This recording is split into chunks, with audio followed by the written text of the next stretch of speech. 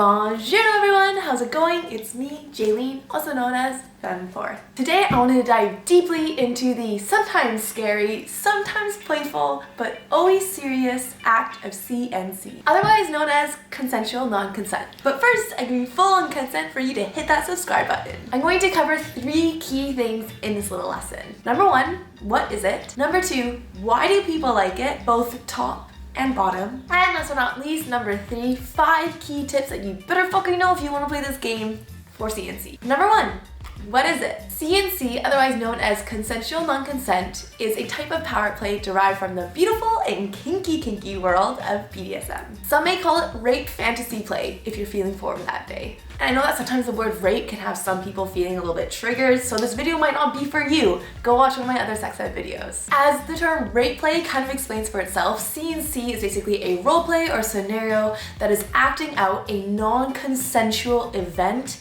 between 2 or more consenting adults. And let's not skip over those 2 words. Role play / scene and consenting. 2 thumbs up. And if the role play, i.e. rape scene, has not been negotiated beforehand, see my negotiations video for more, nor has everyone involved given consent, then you, my friend, are headed towards a situation that is real rape, real assault, and real fucking consequences. So if this topic is so risky and so serious, why do people dive deeply into these waters in the first place? It brings me to number 2. Why do people like it? There are 2 sides to every story, so I decided I would start with the beautiful bottoms, i.e. the receivers or victims of the CNC scene. Now, the reason why it took me so long to talk about this glorious topic was the effort of explanation. I knew that this fantasy and this experience was a lot more common in the world than a lot of other people think, but at the same time, the meaning and the power this certain particular roleplay has is a deeply personal one. So listening to what I'm about to just say right here, take what aligns with you and leave what doesn't. And some of you might wonder how I know that this fantasy is a lot more common than we think. It's actually a fun little fact. In an article by Bivona, there was a study done where the results were that about 62% of women, i.e. femme identifying, have had a rape fantasy before. That does not mean that this fact gives anyone the right to play out a rape fantasy with someone who has not given consent. And though there's less research on other genders, there is definitely a possibility for them to fantasize about a rape scene as well. As I mentioned before, the meaning we make of consensual non-consent play is vastly different. Some bottoms are inspired to play out CNC through what I like to call kinky trauma therapy. If the bottom, i.e. the receiver victim, has actually experienced a real life unconsensual situation or event before in their lives, they can almost recreate the scene with their very trusted top, i.e. assaulter, in the scene, which can thus rewrite the event of the original trauma in both their brain and their physiological self.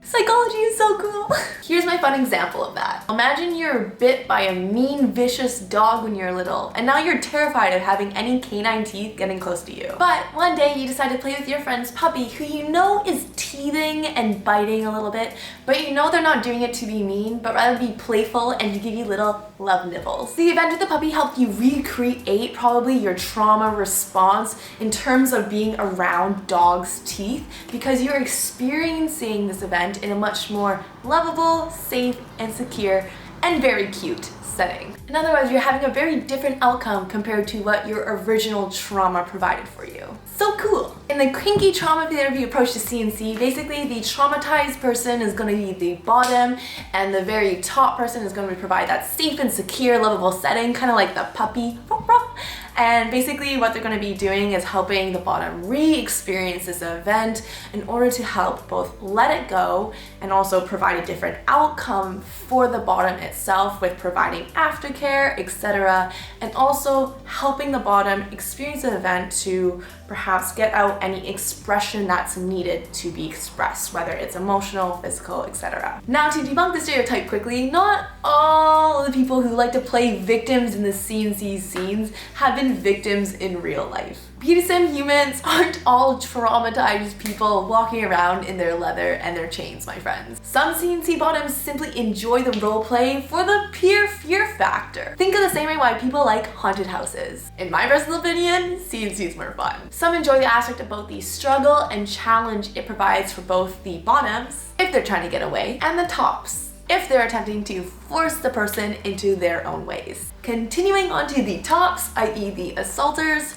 why do they like it? Let's get one thing straight. These people practicing as a top are not fucking rapists. They basically are the facilitators of the haunted house that their bottom will experience. The tops have a huge job on their hands. They are responsible in the CNC scene for the holistic safety and well-being of their victims. Isn't it ironic? Why do they like facilitating CNC though? There's definitely a major opportunity here to explore the dark sides of your closet when it comes to consensually acting out rape fantasies. Or in the words of famous psychologist Carl Jung, you are playing out your shadow self. As a dom myself, I completely understand that there's certain opportunities for growth for the top to experience as well. I'll list a couple of the ways here. One of them is learning how to push your bottom to the brink, just the brink, of their fear and depth, with also knowing how to bring them back safely to the shore of reality without them drowning. The second opportunity for growth for the top can be finding acceptance with the dark sides of yourself,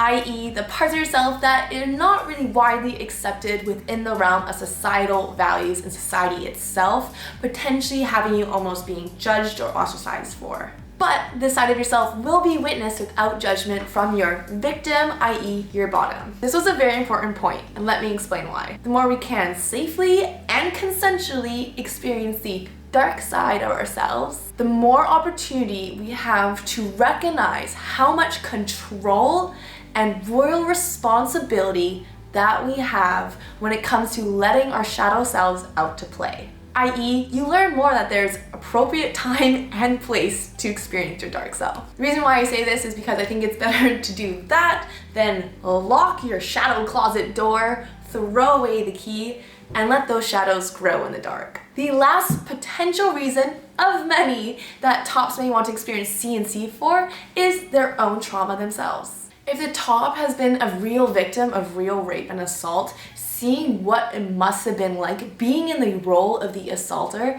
takes kinky trauma therapy to a whole new level. If you have been a victim of real rape and assault and you do get triggered super easily still by it, I would highly suggest making sure you are more resolved and waiting to be more resolved with your very own trauma before you start exploring CNC as a top, i.e. the assaulter. As you must be in a very in control, present, and active state for you to take care of your victim. If everyone involved in the CNC scene is easily triggered by rape, etc., it spells trouble. Simple as that. Okay, last but not least, 5 must fucking know tips for CNC. You need to watch these in order to ride the rape fantasy safely, like a kinky surfer. Number 1, discuss past traumas.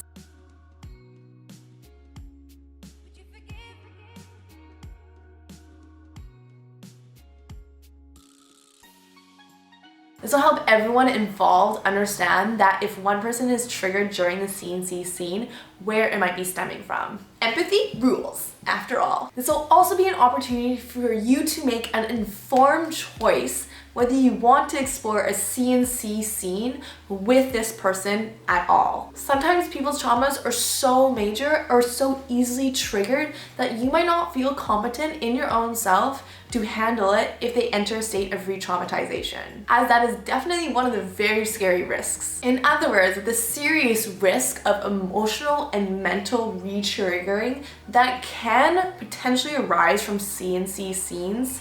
Do not sign up for a big game of 18-hole golf if you're only able to play mini golf. I assure you, the game of mini golf is still fun. Number 2, do it with someone you deeply trust. Now, I understand that every individual CNC scenario will have its own level of intensity, and it's personal and unique to each and every individual, especially the bottom. So, you are the big bad boss of knowing what scene you want to play and with whom. A good rule of thumb is to ask yourself this: if I call my safe word because my triggers yell, surprise, I dropped by unexpectedly to say hi.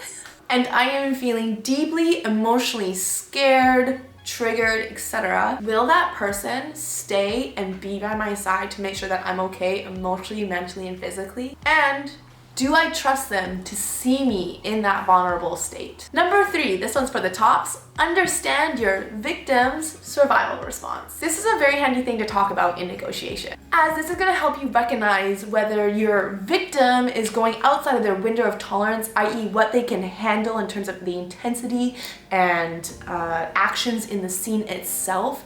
And it's going to help you basically learn how to check in with them and make sure that they are still giving ongoing consent. Some of the things you should be looking for in the scene in terms of survival responses. For fight, they start moving, thrashing in a more disorganized and panicked state than they do in regular play. Their breathing starts to become rapid and uneven. And if they are in a more panicked screaming and yelling in a very panicked state, take very much note as well that if they are not very present with you, it doesn't seem like they're yelling at you per se, it probably means that they're re-traumatized and reliving in their head a moment or a flashback of their trauma. So really highly check in on them in that state. For the flight survivor response, it's going to be a little bit more harder to find, especially in a state of one person is over controlling a situation that one person is trying to get away from.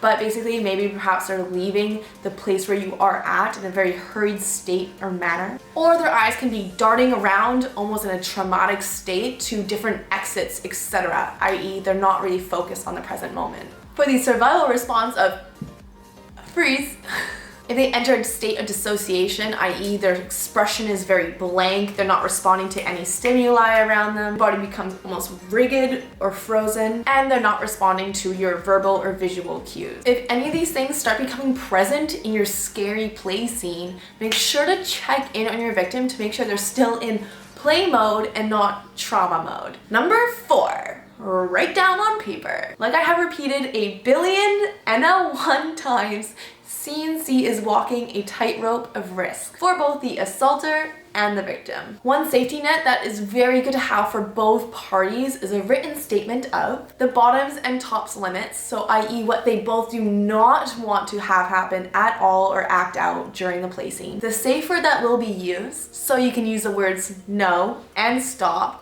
in the play scene itself, as well as a wee little sentence saying how both of you are consenting to have this fun and freaky adventure and both of you are signing in agreements to it. For the assaulter, this little piece of paper is going to help protect you legally and socially with you to adhere to all of your bottom's limits and safe words that have been stated on that piece of paper. If the bottom, for some reason or some chance, comes out in the future stating that the CNC that you two were involved in was not consensual. It's kind of like a bullet vest. No harm having it if you're going to be entering a risky area of BDSM. For the victim, this little piece of paper is going to help protect you towards proof of legal action in case your top, i.e. your assaulter, does not adhere to your pre-discussed limits and safe words that you guys have mentioned. It's a win-win. And number 5, aftercare. This is a must in any realm of BDSM, not anything less.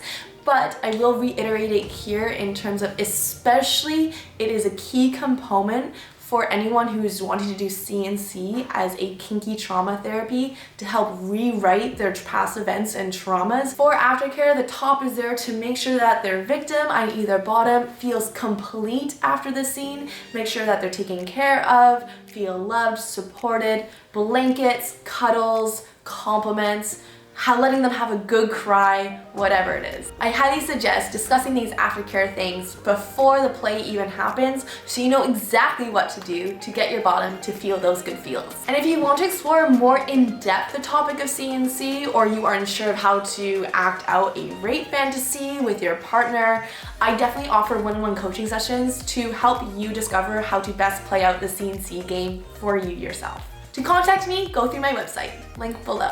And if you learned something new today, you should subscribe and like. Thanks for watching, everyone. It is me, Fem4.